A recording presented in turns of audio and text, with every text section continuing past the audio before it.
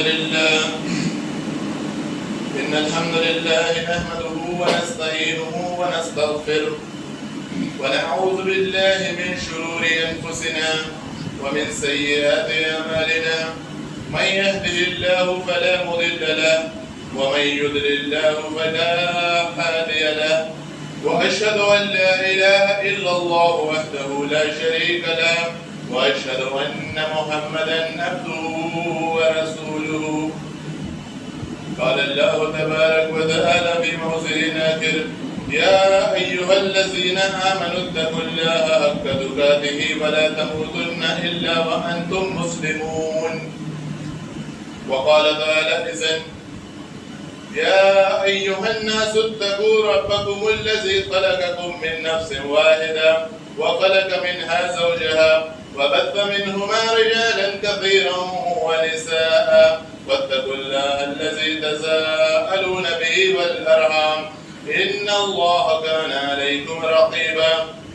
وقال تعالى: يا أيها الذين آمنوا اتقوا الله وقولوا قولا سديدا يصلح لكم أعمالكم ويغفر لكم ذنوبكم ومن يطع الله ورسوله فقد فاز فوزا عظيما. أما بعد، فإن أصدق الحديث كتاب الله وخير الهدي هدي محمد صلى الله عليه وسلم وشر الأمور محدثاتها وكل محدثة بدعة وكل بدعة ضلالة وكل ضلالة في النار. حاضرین جمعہ، تمام قسم کی تعریف، توصیف، حمد و ثنا، بزرگی، بڑائی، کبریائی اللہ وحدہ لا شریک کے لیے ہدایت اور زیبا ہے، جو تنہا اس کائنات کا خالق، مالک اور رازق ہے، اور جس کی عبادت کرنا ہم سب کا اس دنیا کا مقصد ہے، اور اس کی عبادت کما حقہ کرنا یہ ہمارے کمال ہونے کی دلیل ہے، اور جس کی عبادت کر کے نہ صرف انسان اس دنیا میں کامیاب ہوتا ہے بلکہ اخروی کامیابی سے بھی دوچار ہوتا ہے۔ درود و سلام ہو تمام انبیاء علیہ السلام پر، بالخصوص میرے اور آپ کے آخری نبی جناب محمد رسول اللہ صلی اللہ علیہ وسلم پر، جنہیں اللہ تبارک و تعالی نے رحمت للعالمین بنا کر بھیجا، اور جن کے ذریعے ہم کو ہر وہ چیز بتا دی جو ہمیں جنت سے قریب کر سکتی تھی، اور ہر اس چیز سے ڈرا دیا جو ہمیں جہنم کے قریب کر سکتی تھی۔ اللهم صل على محمد وعلى آل محمد كما صليت على إبراهيم وعلى آل إبراهيم إنك حميد مجيد. اللهم بارك على محمد وعلى آل محمد كما باركت على إبراهيم وعلى آل إبراهيم إنك حميد مجيد. مختصر سی حمد و ثنا کے بعد آئیے ہم اور آپ یہ جانتے ہیں کہ اللہ تبارک و تعالی نے ہمیں اپنی عبادت کے لیے پیدا کیا ہے، چنانچہ اللہ تعالیٰ نے 29ویں پارے کی پہلی سورہ کے دوسری آیت میں فرمایا: الذی خلق الموت والحیات لیبلوکم ایکم احسن عملا، کہ اللہ تبارک و تعالی نے موت کو اور زندگی کو اس لیے پیدا کیا ہے کہ اللہ تبارک و تعالی دیکھنا چاہتا ہے، اللہ تبارک و تعالی دیکھ لے کہ ہم میں بہتر عمل کرنے والے کون ہیں۔ معلوم چلا کہ یہ جو زندگی اور یہ موت کا جو سلسلہ، یہ جو زندگی اور موت کا سلسلہ ہے وہ عمل کرنے کے لیے ہے، وہ اچھے عمل کرنے کے لیے ہے، اور یہ بھی معلوم چلا کہ موت اور حیات کا خالق اللہ تبارک و تعالی ہے۔ اللہ تعالی نے موت اور حیات کو پیدا کیا ہے۔ زندگی میں ہمارے بیشتر معاملوں میں ہمارے پاس اختیار ہوتا ہے۔ اللہ تعالیٰ نے سورہ بلد میں اور اسی طریقے سے سورہ دہر میں فرما دیا کہ ہم نے اس کو دونوں راستے دکھا دیے، ہم نے اس کو اچھا راستہ بھی دکھا دیا، ہم نے اس کو غلط راستہ بھی دکھا دیا۔ اب اس کے اوپر ہے وہ کیسے چلتا ہے، اما شاکرا و اما کفورا، وہ چاہے تو شکر گزاری کر کے ہمارا اچھا نیک بندہ بن جائے اور چاہے تو ہماری نافرمانی کرے، یہاں پہ اس کو اختیار ہے۔ اسی طریقے سے دنیاوی امور میں، بہت سے امور میں انسان کو، مجھے اور آپ کو اختیار ہوتا ہے ہم جو چاہے کریں، لیکن بہت سے معاملات ایسے ہوتے ہیں جس میں میرا اور آپ کا کوئی بس نہیں چلتا، میرا اور آپ کا کوئی اختیار نہیں ہوتا۔ انہی میں سے ہے کہ ہماری زندگی اللہ تبارک و تعالیٰ نے ہم کو دی ہے، اور ہماری موت کا بھی معاملہ ایسا ہی ہے کہ جس میں میرا اور آپ کا کوئی اختیار نہیں ہے۔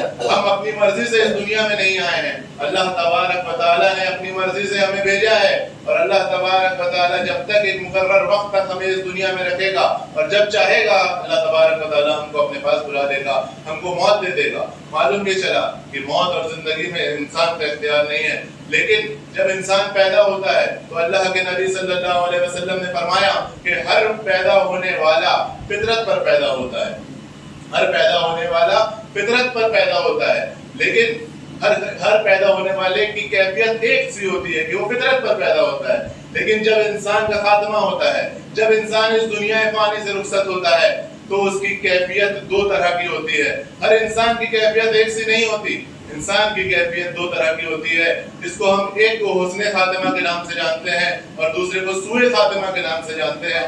دنیا میں کچھ لوگوں کا خاتمہ خیر پر ہوتا ہے جسے ہم حسن خاتمہ کہتے ہیں، اور کچھ لوگوں کا خاتمہ سوء خاتمہ یعنی برائی پر ہوتا ہے۔ تو اسی مناسبت سے آج اس جمعے کے خطبے میں آپ تمام حضرات کے سامنے چند باتیں رکھنے کی جسارت کر رہا ہوں کہ کیا وہ عمل ہے، کیا کتنی اہمیت ہے حسن خاتمہ کی، اور کیا وہ عمل ہے جن کو کر کے ہم حسن خاتمہ کو پا سکتے ہیں اور سوء خاتمہ سے اپنا بچاؤ کر سکتے ہیں۔ اللہ تبارک و تعالی میں تو اس سے دعا کرتا ہوں حق بات بیان کرنے کی، اور اس کے بعد ہم سب کو عمل کرنے کی توفیق دے۔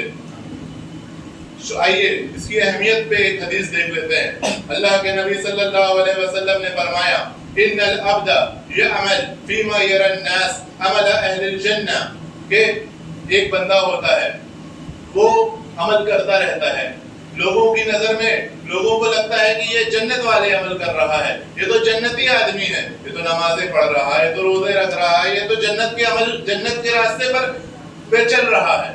اور آگے اللہ کے نبی نے فرمایا کہ وَإِنَّهُ لَمِنْ أَهْلِ النَّارِ، لیکن وہ ہوتا جہنمیوں میں سے ہے۔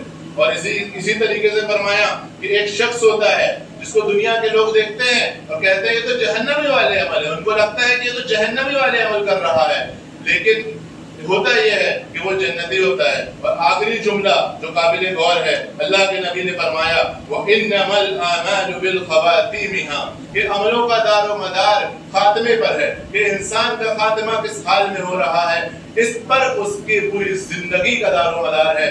میرے بھائیوں، میرے دوستوں، یہ بہت زیادہ حساس موضوع ہے، اس موضوع کو ہلکے میں نہیں لینا چاہیے کہ اپنے عمل کے تعلق سے، اپنے خاتمے کے تعلق سے، اپنے حسن خاتمے کی ہم کو فکر کرنے کی بہت زیادہ ضرورت ہے، کیونکہ اگر حسن خاتمہ ہو گیا تو ہمارے آگے کے تمام بڑی بہت لمبی زندگی ایک خیر میں گزرے گی، اور اگر اللہ نہ کرے ہم میں سے کسی کا سوء خاتمہ ہو جاتا ہے تو خسرت دنیا والآخرہ، اس نے تو اپنی دنیا اور آخرت برباد کر لی۔ میں اور آپ کوئی نہیں جانتا ہمارا خاتمہ کس حال میں ہونے والا ہے۔ اللہ تبارک و تعالیٰ نے اس چیز کو ہم سے انسان سے مخفی رکھ چکا ہے کہ کوئی نہیں جانتا اس کا خاتمہ کس حال میں ہوگا، اس لیے مجھے اور آپ کو بہت زیادہ ڈرنے کی ضرورت ہے، اس موضوع پہ بہت زیادہ فکر کرنے کی ضرورت ہے، اللہ تبارک و تعالیٰ سے مناجات کرنے کی ضرورت ہے کہ اللہ تبارک و تعالیٰ ہمیں حسن خاتمہ کی توفیق دے۔ امام ابن مبارک کے بارے میں آتا ہے، ان کے پاس ایک شخص آتا ہے اور وہ کہتا ہے کہ میں نے ایک شخص کو قتل کرتے ہوئے دیکھا کہ وہ کسی کا قتل کر رہا تھا، میرے دل میں یہ خیال آ گیا کہ میں تو اس سے بہتر ہوں، یہ تو قتل کر رہا ہے، میں تو نہیں کر رہا ہوں۔ ہمارے اوپر کبھی دماغ میں آ جاتا ہے، دیکھتے ہیں جب بے نمازیوں کو اور اس طرح کے لوگوں کو کوئی گناہ کر رہا ہوتا ہے، ہمارے دل میں بھی آ جاتا ہے کہ میں تو اس سے بہتر ہوں۔ تو ابن مبارک رحمہ اللہ کہتے ہیں کہ وہ گناہ اس کے لیے اتنا خطرناک نہیں ہوگا جتنا تمہارے لیے یہ جو تمہارے دل میں خیال آیا ہے وہ خطرناک ہو سکتا ہے، کہ تم نے یہ سمجھ لیا کہ تم اس سے بہتر ہو، اور انہوں نے یہی کہا کہ ہو سکتا ہے اس نے جو قتل کیا ہے آج، ہو سکتا ہے کہ وہ توبہ کر لے اور جنت والے عمل کر لے اور وہ جنت میں چلے جائے، اور ہو سکتا ہے، کیا پتا، اس کی کوئی گارنٹی نہیں ہے کہ آج تم نیک وکار ہو، کل تم سے کوئی ایسا عمل ہو جائے، کچھ ایسی حرکتیں ہو جائیں کہ اللہ تبارک و تعالیٰ اللہ نہ کرے کہ تم کو جہنم میں ڈال دے۔ تو اس لیے اس موضوع کی بہت زیادہ فکر، کسی کی کوئی گارنٹی نہیں ہے، تو کرنا کیا ہے؟ تو ہمیں فکر کرنا ہے، اور اس فکر کے بعد کچھ اسباب ہیں، ان کو اختیار کرنا ہے۔ اس فکر کے تعلق سے یہ فکر انبیاء کو بھی تھی۔ حضرت ابراہیم علیہ السلام کا نام کون نہیں جانتا؟ ان کی شخصیت سے کون واقف نہیں ہے؟ حضرت یعقوب علیہ السلام کا نام کون نہیں جانتا؟ ان کی شخصیت سے کون واقف نہیں ہے؟ اللہ تبارک و تعالیٰ قرآن میں کہتے ہیں کہ وَوَصَّى بِهَا إِبْرَاهِيمَ بَنِيهِ وَيَعْقُوبَ يَا بَنِيَّ إِنَّ اللَّهَ اصْطَفَىٰ لَكُمُ الدِّينَ فَلَا تَمُوتُنَّ إِلَّا وَأَنتُم مُّسْلِمُونَ کہ ابراہیم علیہ السلام اور یعقوب علیہ السلام اپنے بچوں کو وصیت کر رہے ہیں۔ وصیت کا لفظ آیا ہے۔ وصیت کی تاثیر نصیحت سے زیادہ ہوتی ہے۔ وصیت انسان تب کرتا ہے جب وہ موت کے قریب ہوتا ہے، یا کسی بہت لمبے سفر پہ جا رہا ہوتا ہے، یا بہت دن تک ملاقات نہیں ہونی ہے، پتہ ہے، تب انسان وصیت کرتا ہے اور زیادہ تاکیدی ہوتی ہے۔ کیا وصیت کر رہا ہے؟ کہ اللہ تعالیٰ نے تمہارے لیے دین کو پسند کیا ہے، تو اے میرے بچوں، کون دعا کر رہے ہیں؟ ابراہیم علیہ السلام، اے میرے بچوں فَلَا تَمُوتُنَّ إِلَّا وَأَنْتُمْ مُسْلِمُونَ، تم کو موت نہ آئے مگر اس حالت میں کہ تم مسلمان ہو۔ تم کو فرما برداری کی حالت میں موت آنی چاہیے۔ سوچئے، یہ انبیاء کی فکر ہے اپنے اولاد کو لے کر۔ کیا ہمارے اندر یہ فکر ہے آج اپنی اولادوں کو لے کر اور اپنے آپ کو لے کر کہ ہماری آل اولاد، ہمارے گھر والے کس ڈائریکشن میں جا رہے ہیں، کس طرف جا رہے ہیں؟ اس طریقے کی وصیت انبیاء کر رہے ہیں۔ کچھ مثالوں سے اس کی حساسیت کو اور زیادہ ثابت کرنے کی کوشش کرتا ہوں۔ جنگ خیبر کا موقع ہے۔ جنگ خیبر کی جنگ جب رکی، لاش کے انبار لگے ہوئے تھے، صحابہ ایک ایک لاش کے پاس جا رہے تھے۔ وہ لوگ جو مسلمانوں کی طرف سے لڑ رہے تھے، ان کی ایک لاش کے پاس جا رہے تھے اور نام لے لے کے کہہ رہے تھے فلاں شہید ہو گئے، فلاں شہید ہو گئے، فلاں شخص شہید ہو گئے۔ اللہ کے نبی سن رہے تھے، اللہ کے نبی نے کچھ نہیں کہا، لیکن ایک شخص کا نام لے کے صحابہ کہتے ہیں کہ فلاں شہید ہو گئے۔ اللہ کے نبی صلی اللہ علیہ وسلم نے ٹوکا کہ اسے شہید مت کہو، میں نے اسے جہنم میں دیکھا ہے۔ کون کہہ رہا ہے؟ اللہ کے نبی کہہ رہے ہیں کہ میں نے اسے جہنم میں دیکھا ہے، اسے شہید مت کہو۔ اور اس کی علت بھی بتائی، اس کی وجہ بھی بتائی۔ کہا کہ کیونکہ اس نے بیت المال میں سے ایک چادر چرا لی تھی۔ سوچئے، ایک چادر اس نے بیت المال سے چرا لیا تھا، اور اللہ کے نبی صلی اللہ علیہ وسلم ایسے شخص کو جو مسلمانوں کی صف میں کھڑے ہو کے کافروں کا قتل کر رہا ہے، اس کو اللہ کے نبی صلی اللہ علیہ وسلم خود بھی مارا گیا۔ اللہ کے نبی کہہ رہے ہیں کہ وہ جہنم میں ہے۔ کون سی جہنم؟ ہم نے جہنم کو کیا سمجھا؟ وہ جہنم جس کی ایک ڈبکی، ایک لمحے کی ڈبکی انسان کی پوری زندگی عیش و عشرت میں گزری ہو اس کو بھلا دے گی۔ جس کا ایندھن لکڑی اور کوئلہ نہیں، جس کا ایندھن پتھر اور انسان ہے، وہ جہنم میں۔ اللہ کے نبی اس شخص کو دیکھ رہے ہیں جو مسلمانوں کی صف میں کھڑے ہو کے لڑائی کر رہا ہے۔ کس لیے؟ ایک گناہ جسے اس نے شاید معمولی سمجھا ہوگا، اس کی بنا پر وہ جہنم میں دیکھ رہے ہیں۔ جس جہنم کو میں جانا تو بہت دور کی بات، جس کو صرف دیکھ کر قیامت کے دن انسان اپنے اللہ سے کہے گا اللہ میری بیوی کو لے لے مجھے چھوڑ دے، اللہ میرے بچے کو لے لے مجھے چھوڑ دے، میرے پورے کنبے کو لے لے مجھے چھوڑ دے۔ وہ جہنم میں وہ شخص ہے۔ کس وجہ سے؟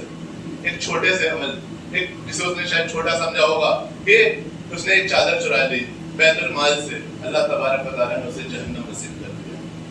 بہت زیادہ اپنے چھوٹے چھوٹے عملوں کے بارے میں ڈرنے کی ضرورت ہے۔ اسی طریقے سے ابن قیم الجوزی رحمہ اللہ ایک واقعہ بیان کرتے ہیں۔ وہ کہتے ہیں کہ ہمارے زمانے میں ایک شخص تھا، بہت زیادہ متقی، بہت زیادہ پرہیزگار لوگوں کی نظر میں، بہت نمازیں پڑھتا تھا، سب کرتا تھا۔ اس کا آخری وقت آیا، ابن قیم الجوزی رحمہ اللہ اس سے ملنے پہنچتے ہیں، شدید تکلیف میں ہیں، مرنے کے بہت زیادہ قریب ہے لیکن موت نہیں آ رہی۔ ابن قیم اس سے بات کرتے ہیں، اس سے کچھ بات چیت میں وہ کیا کہتا ہے، سنیے اس کا جملہ۔ وہ کہہ دیتا ہے کہ نعوذ باللہ، اللہ تعالیٰ مجھ پر ظلم کر رہا ہے۔ اور ابن قیم الجوزی کہتے ہیں کہ یہ جملہ کہنا تھا اور اس کی روح پرواز کر گئی۔ اس نے ایک ایسا جملہ کہہ دیا اپنے آخری وقت پر کہ جس کی وجہ سے سوچیے اس کی پوری عمل اللہ تعالیٰ برباد کر سکتا ہے۔ اور اللہ کے نبی کی وہ حدیث یاد کریے کہ انسان جنت والے عمل کرتا رہتا ہے، جنت کے بہت زیادہ قریب ہوتا ہے، ایک جملہ ایسا نکال دیتا ہے یا ایک عمل ایسا کر دیتا ہے کہ اللہ تبارک و تعالیٰ اسے جہنم میں ڈال دیتے ہیں۔ یہ اللہ تعالیٰ کا ظلم نہیں ہے، یہ ان کے عملوں میں جو لوگوں کو لگ رہے تھے کہ وہ نمازی ہیں، لوگوں کو لگ رہے تھے کہ وہ قرآن کی تلاوت کرتے ہیں، لیکن ان کے عمل میں ایسی خباثت تھی، ابھی آگے آئے گا کہ ان کے عمل میں اخلاص نہیں تھا. یہ ساری چیزیں نہیں ہوتی ہیں تو اللہ تبارک و تعالیٰ انسان کو حسن خاتمہ کی نعمت سے چھین لیتے ہیں. اس کے برعکس بہت سے کچھ ایسے بھی ہوا ہے کہ انسان ایک بچہ ہے، اللہ کے نبی کی خدمت کرتا تھا، یہودی تھا، اللہ کے نبی اس کی مرض الموت، جب وہ مرنے کے قریب تھا اس کے مرض الموت پر پہنچتے ہیں اور کہتے ہیں کہ اے لڑکے کلمہ پڑھ لے، مسلمان ہو جا. وہ اپنے والد کی طرف دیکھتا ہے، والد تو پہلے ہی دیکھ چکے تھے کہ نبی صلی اللہ علیہ وسلم کی صداقت، امانت، اور وہ اس بچے سے ملنے آ رہے ہیں. وہ کہتا ہے کہ جو ابو القاسم کہہ رہے ہیں اس پر ایمان لے آؤ، اور وہ ایمان لے آتا ہے اور اس کی روح پرواز ہو جاتی ہے. اللہ کے نبی اللہ کا شکر ادا کرتے ہیں کہ اللہ تبارک و تعالیٰ نے اس بچے کو جہنم سے بچا لیا. اور اسی طریقے سے وہ 100 قتل کرنے والے کا واقعہ بھی یاد کیجئے کہ جس نے توبہ کی تھی اور وہ ایک بستی کی طرف چلا تھا تو اللہ تبارک و تعالیٰ نے اپنی سابقہ زندگی پوری اس کی گناہوں میں گزری تھی، قتل کیے تھے اس نے، لیکن اللہ تبارک و تعالیٰ نے اس کو آخری موقع پر ایک ہدایت دے دی تو اللہ تبارک وہ جنت والے عمل کر گیا اور جنت میں داخل ہو گیا. اسی طریقے سے بہت سے کئی صحابی، ایک سے زیادہ حدیثیں ایسی ملتی ہیں کہ کوئی شخص آیا اللہ کے نبی کے پاس، ایمان لایا، جنگ میں گیا، جنگ میں ایک نماز بھی نہیں پڑھی اس نے اور جنگ میں شہید ہو گیا اور اللہ کے نبی صلی اللہ علیہ وسلم نے اس کو بشارت دی. ایک شخص اللہ کے نبی صلی اللہ علیہ وسلم کے پاس آیا، بہت زیادہ تھکا ہارا تھا، بہت زیادہ سفر کی اس کو تھکان تھی اور اس نے اپنی بھوک پیاس سے بتائی کہ میں بہت زیادہ بھوکا ہوں اور پیاسا ہوں. لیکن وہ کہتا ہے تو اللہ کے نبی نے کہا تم کس سے ملنا چاہتے ہو؟ وہ کہا کہ میں محمد صلی اللہ علیہ وسلم سے ملنا چاہتا ہوں. اللہ کے نبی نے کہا میں ہی ہوں. اس نے اسلام کے بارے میں پوچھا کہ اسلام کیا ہے؟ ایمان یہاں اللہ کے نبی نے اس کو اسلام کے بارے میں بتا دیا. اسلام یہ ہے کہ تم اللہ کو ایک مانو، اس کی اللہ تعالیٰ کی اللہ پر ایمان لاؤ، مجھ پر ایمان لاؤ، میرے رسول ہونے پر ایمان لاؤ، نماز پڑھو، زکوٰۃ دو، حج کرو. وہ کہتا ہے میں یہ سب کروں گا. اور وہ مڑتا ہے، اس کے اونٹ کا پیر ایک چوہے کے بل میں گھس جاتا ہے، اس کا اونٹ گرتا ہے اور وہ شخص بھی گر جاتا ہے اور تڑپ کے وہ وہیں پہ فوت ہو جاتا ہے. اللہ کے نبی صلی اللہ علیہ وسلم کے پاس جب اس کو لایا جاتا ہے تو اللہ کے نبی صلی اللہ علیہ وسلم اپنا منہ یوں پھیر لیتے ہیں. صحابہ کہتے ہیں کہ اللہ کے نبی آپ نے ایسا کیوں کیا؟ تو غور کیجئے، اللہ کے نبی صلی اللہ علیہ وسلم فرماتے ہیں کہ میں نے 2 فرشتوں کو دیکھا ہے کہ وہ آ کے اس کو جنت کا پھل کھلا رہے ہیں. سوچئے کتنی بڑی بات ہے. اس سے خاتمے کی اہمیت سمجھ میں آتی ہے اور وہ لوگ اس سے ڈرنا بھی چاہیے کہ ہمیں کہیں ہمارا خاتمہ ایسا نہ ہو، کہیں ہمارا سوء خاتمہ نہ ہو جائے. اور اس سے امید بھی جگتی ہے کہ اگر ہماری سابقہ زندگی پوری گناہوں میں گزری ہے تو بھی اگر ہم آج سے توبہ کر لیتے ہیں، آج سے ہم پلٹ جاتے ہیں، آج سے ابھی سے اللہ تعالیٰ کی طرف رجوع کر لیتے ہیں تو اللہ تبارک و تعالیٰ تواب الرحیم ہے. آئیے آگے چلتے ہیں. ایک آیت ہے جو ہر خطبے میں نبی صلی اللہ علیہ وسلم پڑھا کرتے تھے اور آج میں نے بھی پڑھی اور آپ سب کو وہ آیت تقریباً یاد بھی ہوگی. یا ایھا الذین آمنوا اتقوا اللہ حق تقاتہ ولا تموتن الا وانتم مسلمون، کہ اے وہ لوگ جنہوں نے ایمان کا دعویٰ کرتے ہو، اے وہ لوگ جو ایمان لائے ہو، اللہ سے ویسا ڈرو جیسا ڈرنے کا حق ہے، اور ولا تموتن، اور تم کو موت نہ آئے مگر اس حالت میں کہ تم مسلمان ہو. اس کی تفسیر میں شیخ سعدی، جن کی تفسیر بڑی مشہور ہے تفسیر سعدی، اس کو کوٹ کرنا چاہتا ہوں کہ انہوں نے کہا ان آیات میں اللہ تبارک و تعالیٰ نے اپنے مومن بندوں کو حکم دیا ہے کہ اس سے ایسا ڈرے جیسا ڈرنے کا حق ہے، پھر اس کے تقوی پر قائم اور ثابت قدم رہیں اور موت تک استقامت ہو، کیونکہ انسان جس طرح کی زندگی گزارتا ہے اسے ویسی ہی موت نصیب ہوتی ہے. سوچئے کتنا بڑا جملہ ہے یہ کہ انسان جیسی زندگی گزارتا ہے اس کو ویسی ہی موت آتی ہے. اور یہ چیز بہت زیادہ اہمیت کی حامل ہے کیونکہ انسان کو سوچنا چاہیے.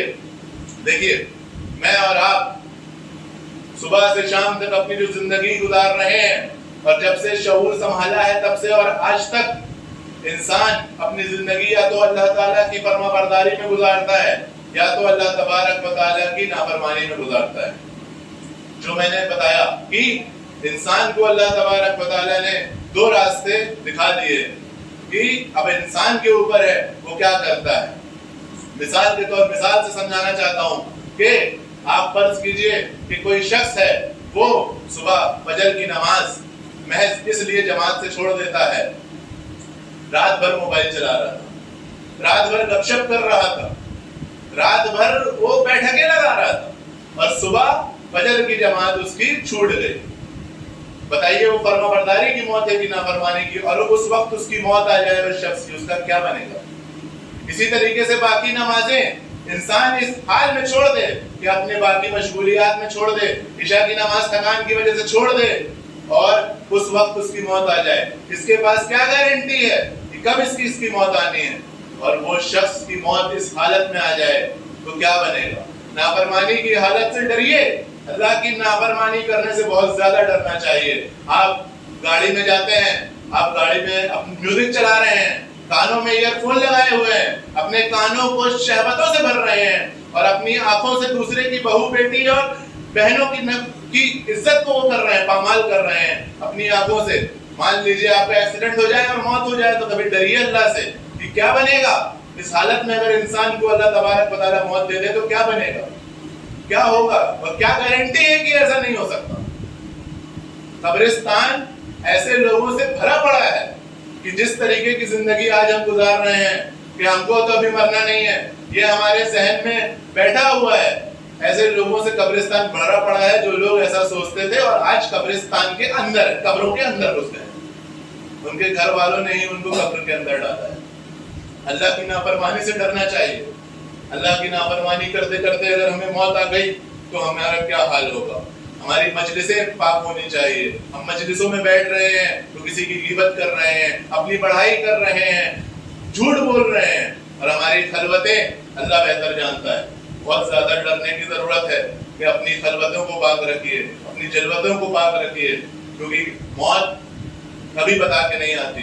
موت اچانک اچک لیتی ہے انسان کو، اور انسان کو سمجھنے کا موقع بھی نہیں ملتا. تب انسان کہتا ہے کہ اے اللہ مجھے لوٹا دے، لیکن اللہ تعالیٰ کہتا ہے کہ نہیں، یہ تو بس تو بات کہہ رہا ہے کہ اب تو جائے گا تو پھر عمل کرے گا. تجھے اتنی لمبی زندگی نہیں دی تھی عمل کرنے کے لیے، تو ٹالتا رہا کہ کل کروں گا، پرسوں کروں گا، یا تو گناہ کرتا رہا. لیکن آپ موت کو نہیں ٹال سکتے. بہرحال آئیے اب کچھ اسباب دیکھ لیں کہ وہ اسباب اگر ہم اپنا لیتے ہیں تو اللہ تبارک و تعالیٰ سے امید ہے کہ حسن خاتمہ اللہ تبارک و تعالیٰ نصیب کرتا ہے. سب سے پہلی اور سب سے اہم چیز اس باب میں ہے وہ ہے ایمان اور عقیدہ. اگر انسان کا ایمان اور عقیدہ درست نہیں ہے تو مجھے آپ کو سمجھانے کی ضرورت نہیں ہے کہ وہ شخص کے حالات کیا ہوں گے. آپ سب بخوبی واقف ہیں کہ ایمان کیا چیز ہے، عقیدہ کیا چیز ہے. اور ایمان اور عقیدے کے تعلق سے بس ایک بات کہہ کے اپنی بات کو آگے بڑھاؤں گا کہ کبھی بھی مطمئن مت ہوئیے کہ میں تو مومن ہوں، میں تو مسلمان ہی مروں گا. آپ ابراہیم علیہ السلام کو جانتے ہیں. ابراہیم علیہ السلام اللہ تبارک و تعالیٰ سے دعا کرتے تھے کہ اے اللہ ایسا نہ ہو جائے کہ میں کبھی بت پرستش کر دوں. اللہ تعالیٰ سے ابراہیم علیہ السلام جنہوں نے بتوں کا کیا حال کیا تھا، وہ اللہ سے دعا کرتے تھے کہ اللہ تعالیٰ ایسا نہ ہو کہ میں کبھی بت پرستش کروں. سوچئے، ڈرنے کی ضرورت ہے ہم لوگوں کو، سوچنے کی ضرورت ہے. دوسری چیز جو ہم کو اختیار کرنا ہے اگر ہم اپنا حسن خاتمہ چاہتے ہیں تو وہ ہے تقویٰ. جو آیت پڑھی کہ اللہ سے ویسے ڈرو جیسے ڈرنے کا حق ہے اور تمہیں موت نہ آئے اس حال میں کہ تم مسلمان ہو. اس کی تفسیر میں فرماتے ہیں کئی مفسرین کہ پچھلی آیت پہ اگر تم عمل کرو گے، پچھلے جملے پہ اگر تم عمل کرو گے کہ تم اللہ سے ویسے ڈرو گے جیسا ڈرنے کا حق ہے تو تمہیں موت اس حال میں آئے گی کہ تم مسلمان ہو گے. اور ابن مسعود رضی اللہ عنہ اس آیت کی تفسیر میں فرماتے ہیں کہ اللہ سے ڈرنا، اللہ سے کما حقہ ڈرنا یہ ہے کہ وہ فرماتے ہیں ہوا ان یطاع فلا یعصى، کہ اس کی اطاعت کی جائے اللہ تبارک و تعالیٰ کی اور اس کی نافرمانی نہ کی جائے، اور اللہ تعالیٰ کو یاد رکھا جائے، اس کو بھولا نہ جائے، اور اللہ تعالیٰ کا شکر بجا لایا جائے اور اس کی ناشکری نہ کی جائے. تین چیزیں انہوں نے فرمائی، اللہ کی اطاعت کی جائے، نافرمانی نہ کی جائے، اللہ کو یاد رکھا جائے، اللہ کو بھولا نہ جائے، اور اللہ تبارک و تعالیٰ کا شکر ادا کیا جائے اور اس کی ناشکری نہ کی جائے. تو جو شخص یہ سب کرے گا تو انشاءاللہ اس کی موت اس حالت میں آئے گی کہ وہ مسلمان ہوگا. اگلی چیز جو ہمارے لیے بہت ضروری ہے اور بہت اہمیت کا حامل رکھتی ہے وہ ہے استقامت. استقامت مطلب انسان کو جب ہدایت مل جائے، جب وہ اسلام پر چلنے لگے تو وہ چلتا رہے اسلام پہ جہاں تک کہ اس کی موت آ جائے. وہ موسمی مسلمان نہ ہو کہ وہ رمضانی مسلمان یا جمعے والے دن کا مسلمان نہ ہو. اس کو موت تک اس حال میں رہنا ہے، استقامت کہ فاعبد ربک حتی یاتیک الیقین، اپنے رب کی عبادت کرتے رہو یہاں تک کہ تمہیں یقین یعنی موت آ جائے. اور اسی لیے اللہ تبارک و تعالیٰ نے فرمایا کہ ان الذین قالوا ربنا اللہ ثم استقاموا، کہ وہ لوگ جنہوں نے کہا ہمارا رب اللہ ہے، جنہوں نے یہ اقرار کیا کہ ہمارا رب اللہ ہے، اور پھر اس پر ایسے جم گئے اور اس پر جم گئے، تتنزل علیہم الملائکہ، تو ان پر کیا ہوگا؟ ان پر ملائکہ، ان پر فرشتے اتریں گے ان کے موت کے وقت، اور وہ کیا کہیں گے کہ تتنزل علیہم الملائکہ الا تخافوا ولا تحزنوا، نہ تم خوف کرو، نہ تم کو آگے کا مستقبل کی خوف ہونا چاہیے، اور نہ تم فکر کرو اپنے ماضی کا، اپنے حال مستقبل ماضی ہر حال سے تم بے فکر رہو. کیوں؟ کیونکہ ابشروا بالجنۃ التي کنتم توعدون، کہ تم کو جنت کی بشارت سنائی جاتی ہے جس کا آج تک تم سے صرف وعدہ کیا جا رہا تھا. سوچیے کتنی بڑی بات ہے. موت انسان کی کب آنی ہے کسی کو نہیں پتا. اگر ہم اچھے عمل کریں، اگر ہم استقامت پر رہیں تو فرشتے آئیں گے اور وہ کہیں گے کہ ہم کو اس جنت کا وعدہ، اس جنت کی بشارت کریں گے جس جنت کے بارے میں آج تک ہم صرف سن رہے تھے، جس کا ایک بالش جگہ دنیا و ما فیہا، دنیا میں جو کچھ ہے اور دنیا میں جو کچھ ہے وہ سب سے بہتر ہے. وہ جنت پہ ہم کو بشارت سنائی جائے گی اگر ہم استقامت. اور ایک اور چیز بہت زیادہ اہمیت کی حامل ہے، آپ سب کی توجہ چاہوں گا، وہ چیز ہے اخلاص.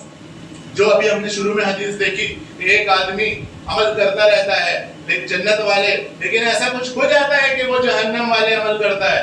اس کے تشریح میں فرماتے ہیں شارحین حدیث کہ اس شخص کے اندر اخلاص نہیں تھا. وہ عمل تو کرتا رہا زندگی بھر لیکن اس کے اندر اخلاص نہیں تھا. اس کے عمل لوگوں کو دکھانے کے لیے تھے، لوگوں کو سنانے کے لیے تھے، اس لیے وہ عمل کرتا رہا. اور آیا بھی یرا الناس کہ لوگوں کو دکھانے کے لیے وہ عمل کرتا رہا تو کیا ہوگا کہ اس شخص کے بارے میں ہے کہ وہ عمل کرتا رہے گا لیکن اس کو لاسٹ میں حسن خاتمہ کی توفیق نہیں ملے گی. حسن خاتمہ کی توفیق اس سے چھین لی جائے گی اور اس کا سوء خاتمہ ہو جائے گا. اسی طریقے سے اخلاص کے بارے میں اللہ تبارک و تعالیٰ نے شیطان کے جملے نقل کیے ہیں قرآن مجید میں. اللہ تعالیٰ کہتے ہیں کہ جب شیطان نے یہ کہا کہ میں تیرے سارے بندوں کو تیرے صراط مستقیم سے بہکاؤں گا، ان کو ہٹاؤں گا صراط مستقیم سے، تو شیطان نے اور اس نے کہا تھا کہ میں تیرے سارے بندوں کو بہکاؤں گا الا عبادک منہم المخلصین، لیکن میری چالوں میں ان کو نہیں بہکا پاؤں گا جو تیرے مخلص بندے ہیں. سوچئے کتنی بڑی بات ہے.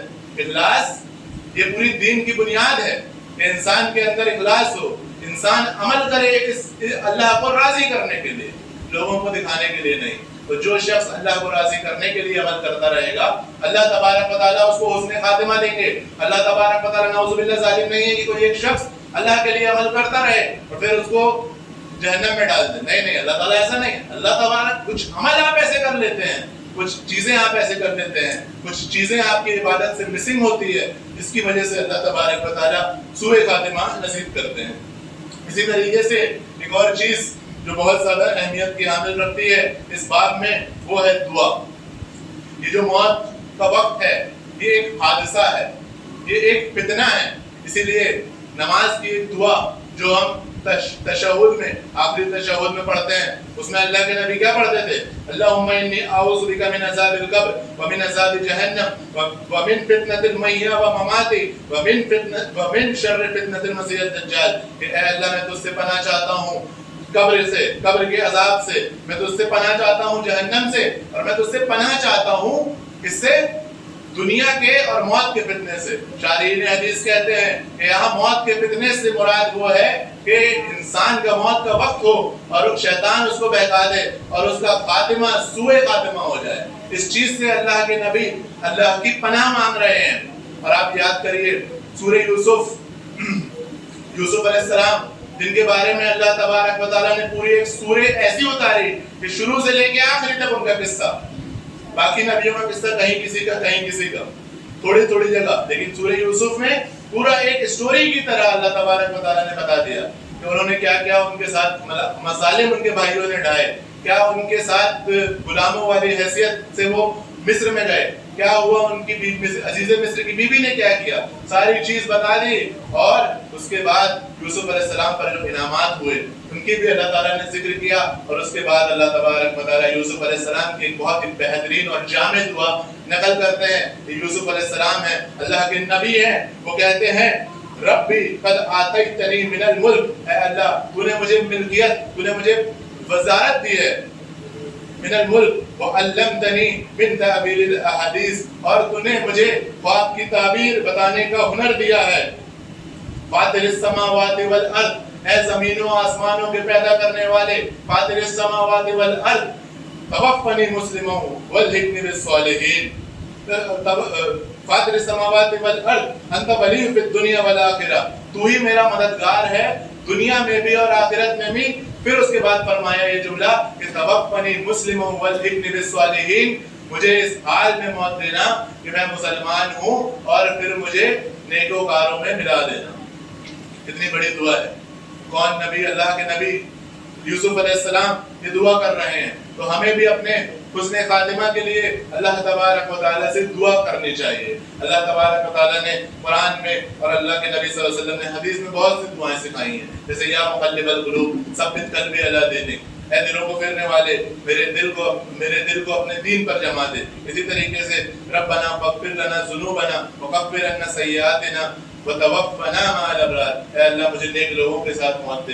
اس طریقے کی دعائیں قرآن میں ہیں، ہمیں ان کو یاد کرنا چاہیے، ہمیں ان کو پڑھنا چاہیے، ہمیں ان کا ورد کرنا چاہیے، ہمیں ان کا مطلب اور سمجھ کے پڑھنا چاہیے. ایک اور چیز اس باب میں کہ اللہ تبارک و تعالیٰ نے اور اللہ کے نبی صلی اللہ علیہ وسلم نے جو اذکار، جو صبح شام اور دیگر وقت کی دعائیں ہیں ان کا اہتمام کرنا چاہیے. ایک مثال سید الاستغفار، ہم میں سے یاد ہونا چاہیے، اکثر ہوتا بھی نہیں. سید الاستغفار اللہ کے نبی نے فرمایا جو شخص صبح پڑھ دیتا ہے، شام کو اگر اس کی موت اس دن میں اگر اس کی موت ہو جاتی ہے تو وہ جنت میں جائے گا، اور اگر شام کو پڑھ دے گا تو اس دن سے اگلے دن صبح تک اگر اس کی موت ہو جاتی ہے تو وہ جنت میں جائے گا. کیا جملے ہیں؟ وہی کہ قالوا رب کہ ہے نا کہ ربنا اللہ ثم استقاموا، وہی والی بات اس میں بھی ہے. شروع کا یہ جملہ ہے اللہم انت ربی. وہ اپنا جو اللہ سے عہد و پیمان کر کے آیا تھا کہ اللہ نے کہا تھا کیا میں تیرا رب نہیں ہوں، وہ اپنے اسی وعدے کو دہرا رہا ہے کہ بے شک اللہ تو میرا رب ہے. اللہم انت ربی. اور پھر یہ پوری دعا ہے اس کے بعد میں ہے کہ اللہ تعالیٰ مجھے معاف کر دے، بے شک تو ہی معاف کرنے والا ہے. بہرحال وقت کی کمی کے مد نظر میں ایک آخری اور اہم بات آپ کے نزدیک کہنا چاہتا ہوں، وہ یہ کہ انسان کو فکر ہونی چاہیے اپنے حسن خاتمہ کے تعلق سے. تو 3 صحابہ جن کی توبہ جو کسی جنگ میں پیچھے رہ گئے تھے اور انہوں نے کوئی عذر پیش نہیں کیا، انہوں نے اللہ کے نبی صلی اللہ علیہ وسلم کے سامنے کوئی عذر پیش نہیں کیا، اللہ کے نبی نے ان کی توبہ کو منتقل کر دیا. 50 دن تک ان کی توبہ قبول نہیں. اس کے بعد سورہ توبہ میں ان کے لیے بشارت آتی ہے. ان میں سے ایک صحابی کہتے ہیں کہ ان 50 دنوں میں مجھے ڈر لگ رہا تھا کہ کہیں ایسا نہ ہو جائے کہ میری توبہ قبول نہ ہو اور میری موت ہو جائے. اور تو وہ ڈرتے تھے، وہ لوگ ڈرتے تھے، وہ لوگ اپنے گناہوں کو پہاڑ کی طرح سمجھتے تھے اپنے اوپر. ان سے کبھی کوئی گناہ ہو جاتا تھا تو وہ ڈرتے تھے، وہ پہاڑ کی طرح. اور ہم اور آپ اکثر آج کل کے لوگ گناہوں کو مکھی کی طرح سمجھتے ہیں جو ان کی ناک پر بیٹھی ایسے کیے اڑ گئی. سوچئے کتنے زیادہ حساس لوگ تھے، اسی لیے تو ان کے بارے میں بشارتیں آتی ہیں. ایک بات کہ امام ابن قیم جوزی اپنی کتاب جواب الکافی میں کہتے ہیں انہوں نے بہت سے واقعات سوء خاتمہ کے نقل کیے. انہوں نے بہت سے واقعات ایسے نقل کیے جس میں لوگوں کے سوء خاتمہ ہوتے ہیں اور آج بھی ہو رہے ہیں لوگوں کے سوء خاتمہ. کسی سے کہا جا جیسے انہوں نے بیان کیا، کسی سے کہا گیا کلمہ پڑھو تو وہ کہنے لگا کہ میں نہیں پڑھ سکتا. کسی سے کہا کلمہ پڑھو تو وہ کہنے لگا کہ وہ گانا گانے لگا. کسی سے کہا گیا کہ کلمہ پڑھو تو وہ اپنے بزنس کا حساب بتانے لگا کیونکہ اس کی زندگی اسی میں بیتی تھی، اس کے صبح شام اسی میں بیتے تھے. کسی سے کہا گیا کہ تم کلمہ پڑھو تو وہ ایک لڑکی کو یاد کرنے لگا جو اس سے چھوٹ گئی تھی. وہ کہتا کہ کاش وہ مجھے مل جاتی. اسی طریقے سے انہوں نے کئی سارے چیزیں بیان کی اور اس کے بعد انہوں نے ایک بہت اہم جو اس خطبے کا نچوڑ ہے اس چیز کو بیان کیا کہ انہوں نے کہا گناہ جو ہے وہ انسان کا پیچھا کرتے رہتے ہیں اور ہو سکتا ہے کہ کوئی گناہ جس سے انسان توبہ نہ کرے وہ جس دن اس شخص کی موت ہوگی وہ گناہ اس کے اور کلمے کے بیچ میں آڑ بن سکتے ہیں، وہ کلمے سے اس کو کلمے کی توفیق کو چھین سکتے ہیں اور انسان کے سوء خاتمہ کا سبب بن سکتے ہیں۔ اور انہوں نے کہا کہ انسان جب گناہ کرتا ہے تو اس کی دماغ، اس کا عقل، اس کا حافظہ، یہ ساری چیزیں اس کی کمزور ہو جاتی ہیں، اس کا ساتھ دینا چھوڑ دیتی ہیں اور سب سے بڑا معاملہ، سب سے سنگین معاملہ تو جو موت کا ہے، جس وقت انسان بہت زیادہ کمزور ہوتا ہے، اس وقت اگر اس کا حافظہ، اس وقت اگر اس کا عقل، اس وقت اگر اس کی زبان اس کا ساتھ نہ دے تو سوچئے کیا ہوگا۔ یہ سب گناہ کے نتیجے میں انہوں نے فرمایا۔ ان کی کتاب جواب الکافی جو گناہوں کے اثرات کو بتاتی ہے، تو ایک بات انہوں نے اور کہی کہ جب انسان صحت یاب ہوتا ہے، جب انسان صحیح سالم ہوتا ہے، جب انسان کا دماغ، عقل، صحت سب ہوتا ہے، ایسے وقت میں انسان اگر گناہ پہ گناہ کرتا رہتا ہے تو شیطان اس پر غالب ہو جاتا ہے، وہ شیطان کو اپنے اوپر غلبہ دے دیتا ہے۔ اب شیطان اس سے جو چاہے کرواتا ہے۔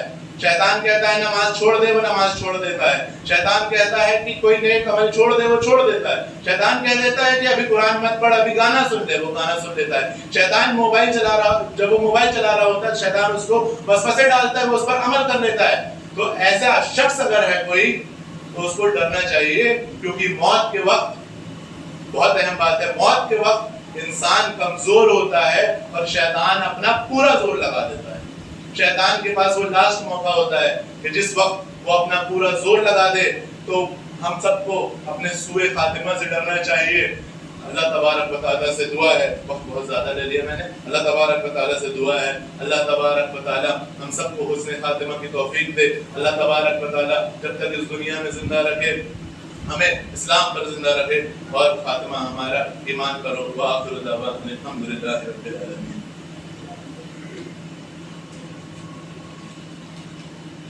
الحمد لله وحده والصلاة والسلام على من لا نبي بعده إن الله وملائكته يصلون على النبي يا أيها الذين آمنوا صلوا عليه وسلموا تسليما اللهم صل على محمد وعلى آل محمد كما صليت على إبراهيم وعلى آل إبراهيم إنك حميد مجيد اللهم بارك على محمد وعلى آل محمد كما باركت على إبراهيم وعلى آل إبراهيم إنك حميد مجيد إن الله يأمر